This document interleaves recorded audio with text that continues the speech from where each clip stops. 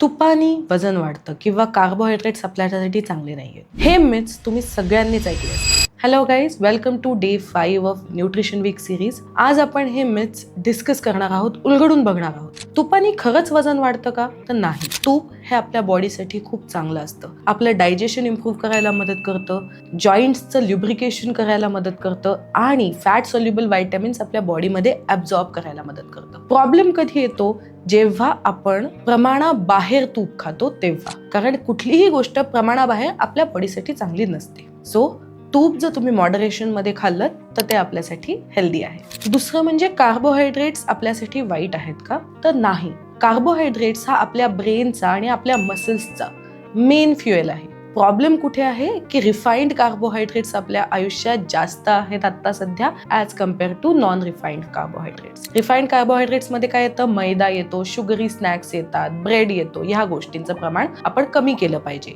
ज्या ठिकाणी आपण गहू, बाजरी, भात, ज्वारी या गोष्टी जास्त एन्जॉय करू शकतो, जेणेकरून बॉडीमध्ये ब्लड शुगर लेवल कमी स्पाइक होतात आणि ओव्हर इटिंग आणि क्रेव्हिंग्स कमी होतात. सो कुठल्याही मिथ्सला फॉलो करून तुमच्या लाईफस्टाईल मधून हेल्दी फूड्स कट आउट करू नका. न्यूट्रिशन हे कॉम्प्लिकेटेड नाहीये. आपल्याला त्याच्या मागचं सायन्स समजून घेणं हे जास्त इम्पॉर्टंट आहे.